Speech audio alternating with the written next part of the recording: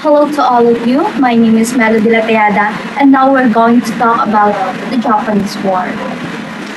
Noong January 25, nagkaroon ng Panjayo tragedy sa China. Ito was a military incident na kung saan ang Japan ay mas naging aggressive sa pakikipaglaban sa China. On July 2, may Imperial Conference na naganap dito, na kung saan yung mga leaders ng Japan is nagplano ng mga susunod nilang actions. Ang goal nila dito is mag-expand ang empire bigger nila. Japan started military bases in southern Indochina on July 26. So ito yung clear sign na ready na yung Japan to control the East Asia.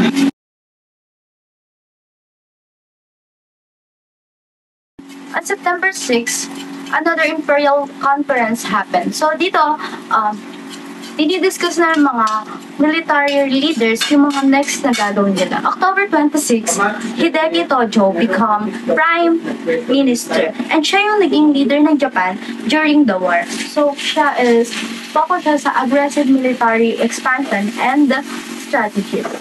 So November 26, yung US nagpadala ng note sa Japan na nagdedemand sila kung pwede na i-withdraw yung troop from China and Indochina.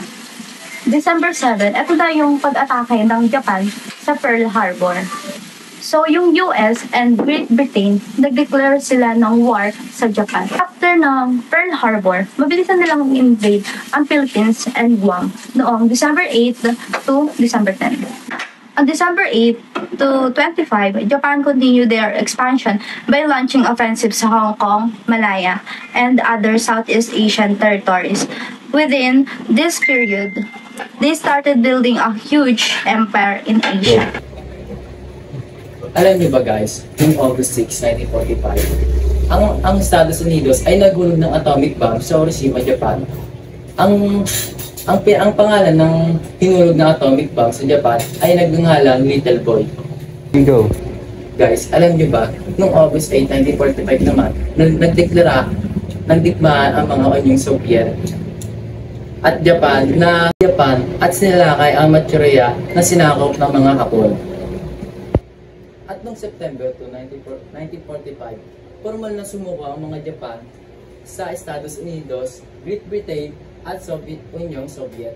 Ang pagsukay naganap noong September 2, 1945 sakay ng USS Mashure sa Tokyo Bay. Japanese War 1942. Let's start to January 2, 1942. Nang tuluyang sinakop ng mga Japanese ang Maynila, dahilan upang umurong ang mga sundalong Pilipino at Amerikano patungong Bataan at Corregidor.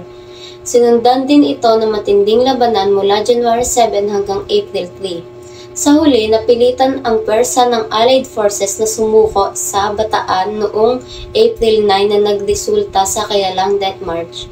Libu-libong sundalong Pilipino at Amerikano ang naging bihag ng mga Japanese at pinilit na magmarcha mula Maribeles, Bataan hanggang San Fernando, Pampanga. Marami ang namatay dahil sa gutom, pagod at uhaw at pang-aabuso ng mga Japanese. Ang mga hindi makalakad ay binabaril at ang mga nakaligtas ay isinasakay sa tren patungong Capas Tarlac. Ngunit marami pa rin ang namatay dahil sa siksikan at init. At noong May 6 ay opisyal na sumuko si General Wainwright na nagbigay daan sa ganap na pananakop ng mga Japanese. Samantala, sa kabila ng pananakop ng mga Japanese sa Pilipinas, isang mahalagang tagumpay ang natamo ng US sa Midway Battle noong June 4, 1942. Ang tagumpay na ito ay naging isang malaking dagok sa Japan at nagsilbing simula ng pagbawi ng Allied Forces sa Pacific Region. Alam mo ba ang pangyayari sa Bataan at Corregidor noong 1942? Noong April 3, 1942, pagsuko ng Bataan matapos ang matinding labanan sa loob ng ilang linggo, napilitang sumuko si General Edward King at ang kanyang mga sundalo sa mga Hapones. Dahil sa kakulangan ng pagkain, bala at gamot, hindi na nila kayang ipagpatuloy ang depensa laban sa mga sumasalakay na puwersa ng Hapon. April 9, 1942, naganap ang Bataan Death March. Matapos ang pagsuko ng Bataan, mahigit 75,000 sundalong Pilipino at Amerikano ang pinilit na maglakad ng halos 60 miles patungo sa mga kampo ng Paitan sa Tarlac. Ang marcha ay puno ng paghihirap, walang sapat na pagkain at tubig, habang binubugbog at pinapatay ang maraming bihag ng mga Hapones. Marami ang mga hindi nakaligtas sa kalupitang ito. April 28 to May 6, 1942, pagbagsak ng koridor. Ang koridor, ang huling tanggulan ng mga alyado sa Pilipinas, ay tuluyang bumagsak sa kamay ng mga Hapones. Dahil sa matinding pambobomba at kakulangan ng supply, napilitan si General Jonathan Wainwright, ang pinuno ng puwersang Amerikano sa Pilipinas. Dahil dito, nakuha ng Japan ang buong Luzon at halos 15,000 sundalong Pilipino at Amerikano ang naging bihag sa digmaan. May 9 to 10, 1942, pagsuko ng Mindanao at iba pang isla. Matapos bumagsak ang korehidor, nagpatuloy ang mga Hapones sa pagsupil sa mga natitirang lumalabang puwersa sa katimugang Pilipinas. Noong May 10, 1942, napilitang sumuko si General William Sharp, ang pinuno ng hukbo sa Visayas at Mindanao. Dahil dito, tuluyang napasakamay ng mga Hapones ang buong Pilipinas simula mahigit 3 taong pananakop ng Japan. 4, 1942, labanan sa Midway. Nagkaroon ng matinding labanan sa pagitan ng hukbong dagat ng Estados Unidos at Imperyong Hapones sa isla ng Midway. Dahil sa matalinong strategy ng mga Amerikano at ang malaking pinsalang itinamo ng mga Hapones, napilitan silang umurong pakanluran at iwanan ang kanilang plano na sakupin ang Midway. Ang tagumpay na ito ay isang mahalagang sandali ng ikalawang digmaang pangdaigdig dahil ito ang nagsimula ng paghina ng puwersang pandagat ng Japan. Pagkatapos ng laban noong June 6, 1942, nagpatuloy ang hukbong pangdagat ng US sa kanilang paghabol sa Hapones na mas maraming tagumpay sa Pasipiko. Establishment of the Second Republic of the Philippines. Jose P. Laurel is the Second Republic of the Philippines. Sino nga ba si Jose P. Laurel? Si Jose P. Laurel is isa siyang lawyer, politician, and judge. They called him as the puppet president of the Philippines. Bakit nga ba siya tinawag na puppet of the Philippines? Dahil ginamit siya ng mga Hapones. Ang mga Hapones ay ginamit siya para ma-occupy ang Pilipinas. Naging sunod-sunuran lamang siya sa mga Hapones. Noong unang panahon, under Jose P. Laurel, 1942 to 1945, pumutok ang issue na tinatawag na Mickey Mouse Money. Ano nga ba ang Mickey Mouse Money? Ang Mickey Mouse Money ay tinatawag din na bayat or fiat money na nanggaling sa gobyerno. At alam niyo ba, na ang halaga ng pera na ito ay nakasalalay sa isang ekonomiya ng bansa. At dito na nagsimula ang crisis o hyperinflation na kung saan kailangan mo ng limpak-limpak na pera para lamang makabili ng isang dang egg. Alam niyo ba na naibalita recently ang hyperinflation sa isang bansa na tinatawag na Zimbabwe? At makikita niyo dito sa mga picture na to kung gaano kalala ang naidudulot ng hyperinflation sa ating bansa. Pagbaba ng pera, pagbaba ng value ng pera. At makikita niyo dito na grabe talaga.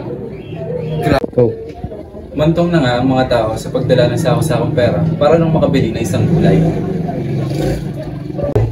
Kaya ganoon na lamang ang nangyari sa isang bansa. Dahil sa pagproduce nila ng maraming pera, umantong sa hyperinflation. The expansion of the guerrilla movement in 1943. So, what is a guerrilla? A guerrilla is a fighter, is an irregular military forces that can use hit-and-run tactics, ambush and sabotage their strong enemy, which is the Japanese. And during the Japanese occupation, the guerrilla movements grew stronger. And next naman, sa halip na malaking hukbo, ang guerrilla ay small units lamang na nakakalat sa iba't ibang lugar. Meron sa parting Luzon, Visayas, and Mindanao. Isa na rito sa kilalang hukbo ay yung Hukbalahap. Hukbalahap means hukbong bayan laban sa Hapon, led by Luis Taruc, isa sa pinakamatapang na nakipaglaban sa mga Hapones. At itong hukbo na ito ay isang malakas na persang nakipaglaban sa mga Hapones naman. the Japanese oppression and violence.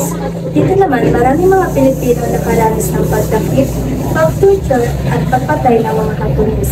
And isa na rin dito yung mga kababaihan na naging biktima ng panggadahasa at pang-aabuso na tinatawag ng food bullying. The food shortage and famine. Due to the war, ang mga Japanese ay sinangsang ng mga food supplies na naging sanhi ng tagutom at malnutrition. And during that time, yung mga kinakain lamang ng mga Pilipino ay yung mga kamote, mga ganyan, para lamang makasurvive sila sa pang-araw-araw at kagutuman. And nauso rin sa panahon iyon yung malubhang sakit tulad na lamang ng beriberi and yung tuberculosis na nag-spread talaga. At kung iisipin natin, ganun kadilim at kasalimuot yung pangyayari na naranasan ng mga Pilipino during the Japanese War. Noong September 21, 1944, binomba ng persong Amerikano ang Maynila at iba pang mahalagang lugar sa Pilipinas upang pahinaan ang depensa ng mga Hapones bago ang pagsalakay. Tinarget ng mga arid ang mga base militar, paliparan at supply kaya't nahirapan ang Japan na lumaban. At bahagi ito ng plano ni General Douglas MacArthur na palayain ang Pilipinas na humantong naman sa pangunahing pagsalakay sa Leyte noong October 20, 1944. At ito ay isa sa pinakamalaking hakbang sa pagpapaatras ng Japan sa ikalawang digmaang pandaigdig. I shall return, isa sa mga sikat na linya at pangako ni General Douglas MacArthur nung siya ay umalis ng Pilipinas. At ito ay kanyang tinupad nung siya ay bumalik muli sa bansa noong October 20, 1944, kung saan siya ay unang lumapag sa Leyte Island at doon nagsimula ulit siyang makipaglaban upang palayain ang Pilipinas. Sa kabila ng matinding pwersa ng mga Hapon, na siguro ng mga pwersang Amerikano at alyado ang dalampasigan na humantong naman sa makasaysayang labanan sa Golfo ng Leyte o ang The Battle of Leyte Gulf. At ang tagumpay na ito ng mga Amerikano at alyado ay siya namang nagpahina sa mga Hapones. Mula October 23 hanggang 26, 1944, naganap ang labanan sa Golfo ng Leyte, ang pinakamalaking labanan pandagat sa kasaysayan. Nagtagumpay ang Estados Unidos, lumubog ang maraming barkong Hapones at libu-libu sundalong Hapones ang namatay. Dahil dito, lalo nahirapan ang Japan na magpadala ng karagdagang sundalo at supply sa Pilipinas, na nakatulong sa mga pwersang Amerikano at Pilipino sa kanilang paglaban upang palayain ang bansa. Noong November 1944, nakipagtulungan ang mga gerilyang Pilipino sa pwersang Amerikano, lalo na sa mga tropa ni General MacArthur, upang salakayin ang mga posisyon ng Hapones sa iba't ibang bahagi ng Pilipinas. Bahagi ito ng mas malawak na kampanya upang palayain ang bansa mula sa pananakot ng Hapon. Mula nang sakupin ng Japan ang Pilipinas noong 1941 hanggang 1942, nagsagawa na ng gerilyang pakikitigma ang mga Pilipino, nagbibigay ng intelihensya, gumagawa ng pagsabotahe at sumasalakay sa mga kaaway. Malaki ay naging papel nila sa panggambala sa supply ng Hapones, pangangalap ng impormasyon at pagsuporta sa mga tropang Amerikano sa mahalagang labanan. Ang labanan sa Mindoro ay isang mahalagang labanan noong ikalawang digmaang pandaigdig. Bahagi ng mas malawak na kampanya sa Pilipinas ang isinagawa ng mga alyado upang mabawi ang bansa mula sa mga pwersang Hapones. Nilalayo ng Estados Unidos na sakupin ang isla ng Mindoro upang magtayo ng mga paliparan at base ng supply bilang paghahanda para sa mga malaking labanan sa Luzon. Noong December 1944, nagsimulang umatras ang mga pwersang Hapones mula sa Leyte matapos ang matinding pagtatalo. Naghanda silang ipagtanggol ang Luzon, ngunit sila ay naging mas marahas. Inaataka nila ang mga sibilyang Pilipino na pinaghihinalaan nilang tumutulong sa mga alyado. Marami ang napatay at maraming baryo ang winasak habang lalo pang tumitindi ang digmaan sa Pilipinas. The Philippines during the 1944 Japanese occupation here in the Philippines. So, noong 1944, dito nagsimula yung pagpapalakas ng pagbalahap upang i-ambush yung mga Japanese para pahinain yung kanilang hukbo. And then, para mapahina din yung kanilang mga supply. Alam niyo ba, noong June 19 to 20, nagkaroon ng the Battle of the Philippine Sea na kung saan dinepensahan ng Japanese ang Pilipinas upang di masakop ng mga Amerikano.